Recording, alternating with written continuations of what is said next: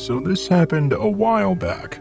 I was probably around 10 or 11 years old, meaning my brother, we'll call him Alex, was around 8 or 9. We were walking home from the bus, which takes about 7 minutes to do, when I noticed that something was off. I didn't see anything at first, but I definitely just knew that something was wrong. My brother and I start walking home. The only two who got off at our stop were he and I. This blue and silver beat-up truck drives past us, and at first I think nothing of it. I mean, it never slowed down or stopped or anything. It just kept right on going. Alex and I were holding hands, as my grandmother had always told me to do that since he was my baby brother and I didn't want him to get lost or anything bad to happen to him.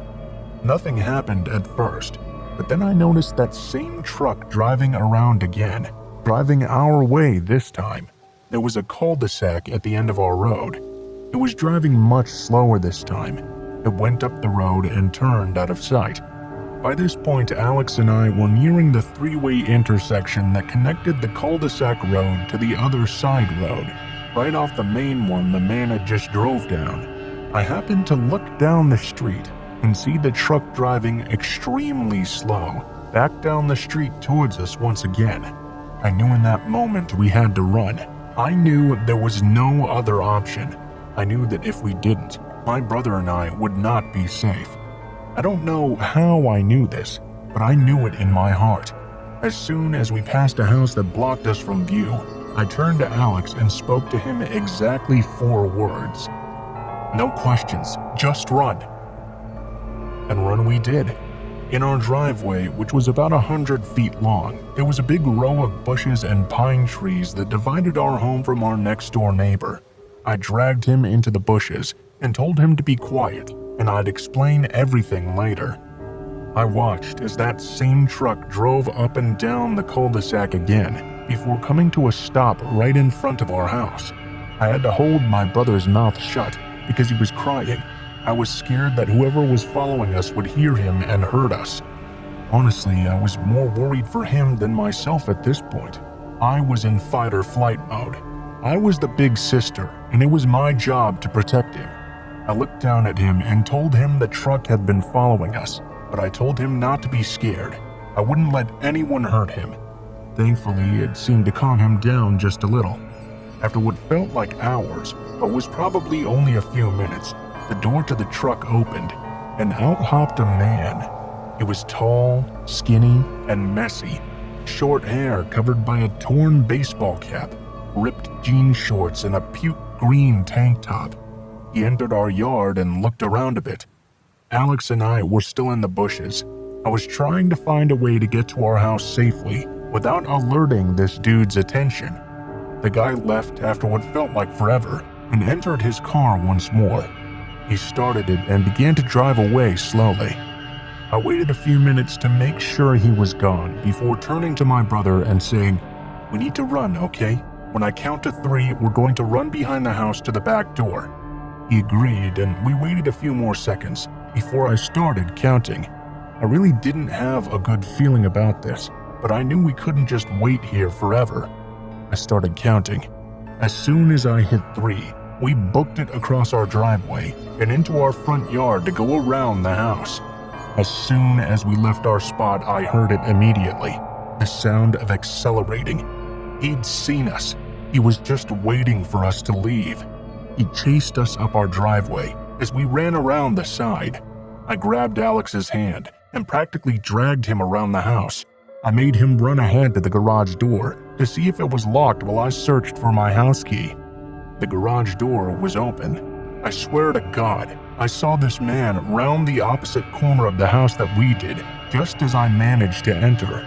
We entered the door and slammed it shut, locking and deadbolting it as well. I didn't stop running until I opened the main house door and ran downstairs with Alex, screaming our safe word. My grandmother had made a safe word for us that was a normal everyday word we could use if we were in danger. We just had to scream it basically. It woke up my aunt who worked the night shift and was sleeping. We told her everything and she stayed with us until my grandmother got home. We called the police. That was actually my first ever interaction with an officer. The man was never caught though. To this day, I don't know what he wanted, but I know for sure it was not good. I'm just glad my grandma drilled stranger danger into my head. I don't know where my brother or I would be right now if she hadn't done that.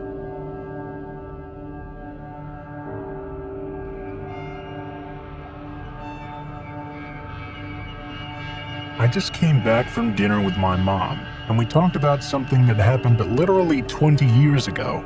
While we did, I thought it might be a good story to share. Now, before I can jump in, I need to sketch the surroundings just a bit. At the time, my mom was 43, and I was 18 years old. Our relation at the time wasn't exactly very good. Admittedly, that was pretty much my fault. I was a very rebellious teenager then, and important for the story, I was caught up in the metal scene at the time, among other things being the vocalist of a black metal band. You know, those inhuman screeches, it's actually a real trick. Next to that, I had picked up a strong liking for weed. My mom stood out less in both attire and manners. Although, and yes, this is important too, she liked the color blue and had long blonde hair. Behind our own house stood a house owned by Social Services, an organization that provided sheltered living. So there lived 3 men, Abe, Bart, and Carl. Abe and Bart were obviously in need of help, but completely harmless. Carl was, even in that company, something special. Not on first sight. He was a rather diminutive guy who dressed quite well. But well, if people are really, really detached from reality, all you have to do is look into their eyes and you immediately know. Carl might have been heavily medicated, but he was still batshit crazy. I don't know what really was the problem. I'm not a psychiatrist or anything, but in a nutshell, he suffered extreme religious delusions and was convinced that some people were angels, some were demons, and others were characters from the Bible. I did not know that, but in hindsight, let me give you a rundown of how I looked when I returned home from a show. Long hair, a beard, a rather muscular build, a black frock like monks wear, a studded leather belt and arm bracelets, a big pentagram around my neck, and I went full out corpse paint. So, in short, after seeing me walk around like that a few times and hearing the frequent arguments my mom and I had, Carl became convinced I was an actual demon. And here comes the catch. My mom was apparently the Virgin Mary. Blue clothes, long blonde hair, remember? He thought I wanted to abduct her away into hell. But he had his medication and he wasn't a danger to anybody, right? Until on a hot summer day, I got a visit from the police because I had gotten into a fight. So, what did my mom do? She invited the cops to sit in the yard while they talked to me. To Carl, though, that was somehow the straw that broke the camel's back. The cops left. I succeeded in convincing them I just happened to be near the fight, and my mom and I started arguing. At that same moment, Carl made the decision to start skipping his medication. A week later, I had a show in a neighboring city, so around 3 a.m. I returned. Because I wasn't that stupid, I didn't drink or smoke before getting in my car. I was planning on doing that afterward, though. In the car were 2 of my bandmates, Andres and Quentin. I go inside. My mom is fast asleep. I grab a few beers while they sit in the garden.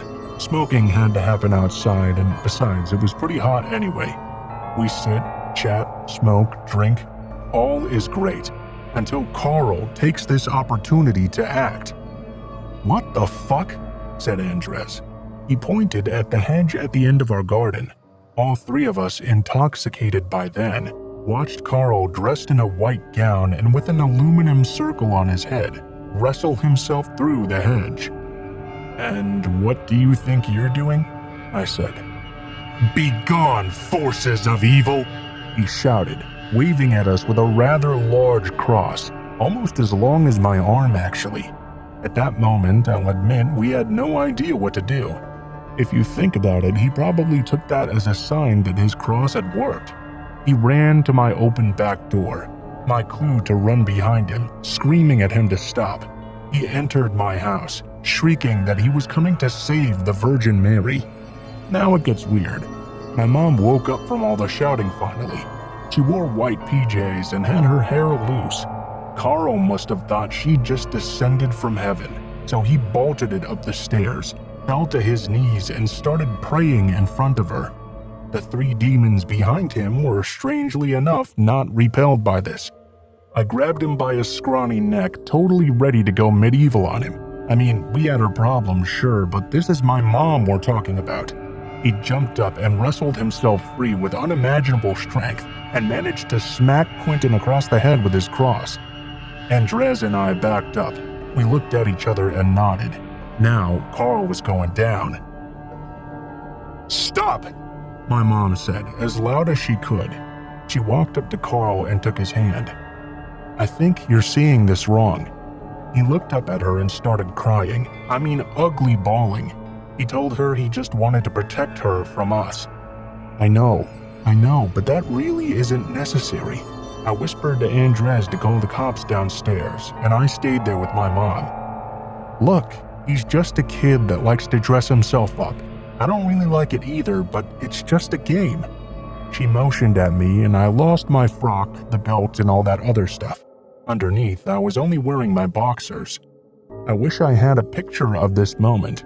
Carl was still on his knees crying, my mom standing before him smiling, Quentin sitting against the wall holding his head and bleeding. I was standing in my boxers. I mean, you don't have to be crazy to get confused by all of this. Carl took a deep breath. But you're the Virgin Mary. No, I'm just a nice lady, and they're my son and his friends. And you're Carl. It's all okay.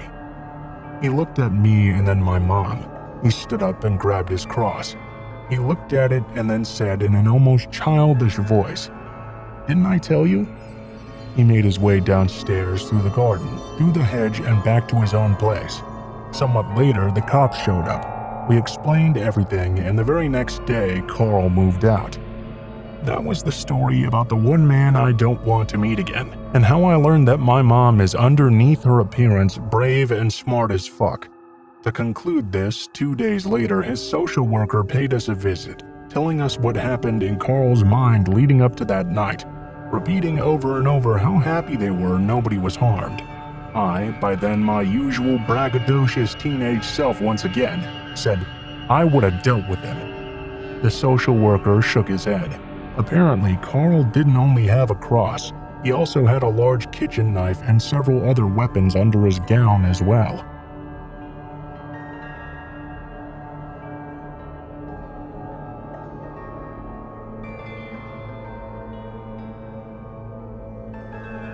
This all happened yesterday. I'm writing this on my phone from our motel room, so please forgive any errors. Here we go. Fort Bragg, California is a small beach town northwest of Sacramento. It has kind of a Stephen King feel to it. You know what I mean. It's misty, almost kind of an eerily small harbor town. It's beautiful though, and a very big tourist attraction as well. You get people from all over the US that travel here. My fiance and I decided to drive up here after I had to take some time off work due to stress. It was a very last-minute decision. We packed up our bags in less than 10 minutes, grabbed our dog, and took off. If we wouldn't have had our dog with us, I'm pretty sure I would have lost her. I guess this is the part where I tell the story, right? It's our second day here right now, and we're staying at a motel that overlooks the ocean. You can see the fog roll in during the early hours of the morning and watch the fishing boats leave the harbor to go get their haul for the day. It's a really stunning thing to see. We woke up quite early, and I was craving, and I mean absolutely craving, eggs and bacon. After getting dressed and deciding what spot to stuff our faces at, we left on our morning adventure. See, here's where I'd made my mistake. I was driving down the road, and it looked like the stop we crawled up to was a 4-way stop sign. I guessed wrong because when I pulled out and cut off a small Ford Ranger with a dinky trailer attached to it and 2 old men driving, I realized a little bit too late that I'd just cut them off. They threw up their hands and pointed at me, but Lily didn't even seem to notice it. I threw up my hands in a sorry, I'm just a dipshit tourist kind of way. They just stared me down. It was a hillbilly standoff George Strait would be proud of. I didn't really think too much of it though. Instead, I kept driving down the foggy 2-lane road to go get breakfast. I didn't even think to say anything to her about it. I never thought I'd see them again, and I didn't want her to complain about me not knowing how to drive. I was wrong though. I was so wrong, and I'll never forget what happened next. We went back to the motel after a not-so-great but overly expensive breakfast. We cuddled up and talked about our plans for the future and what we wanted to do in life. Midway through our conversation, though, she realized we were out of dog food to feed Bruce. I agreed to go down to the cute but very creepy market nearby and grab a bag of goodies. I kissed her on the cheek and jumped in the Navy. We called our navigator Navi. I left and had gotten about halfway to the store before I realized I'd forgotten my wallet on the nightstand. When I pulled back into the parking lot, I saw it. That same Ford Ranger with the janky trailer still attached to it. The only difference was that Hank and Boomhauer weren't inside of it this time. That's strange. I don't remember seeing them here last night, I thought. I walked up to our door while looking over my shoulder wondering, what are the chances these douchebags are staying here? Not 2 seconds later, my heart started beating faster. Our motel door was open, but barely cracked. It was open slightly to the point where you could see just a sliver of light but nothing more. I slowly pushed it open and looked inside, but I didn't see anything. Lily and Bruce were both gone. It was like they were never even there at all. My heart started racing. I dropped my keys on the floor and ran outside, heart pounding in my chest faster than a jackhammer in New York. I didn't see those creepy old guys from the Ford truck or Lily outside. I was becoming angry and frantic at this point. Fuck, where are you guys at? I thought before the screaming inside my head was cut off by the sound of familiar barking. I heard Bruce barking and I ran. I ran faster than I ever have in my entire 28 years of life. I ran straight over to the front office, where the sound was coming from. That's when I saw her and our dog inside. She was crying, sitting on the floor, sobbing uncontrollably. His hair was standing straight up until he saw it was me sprinting towards them.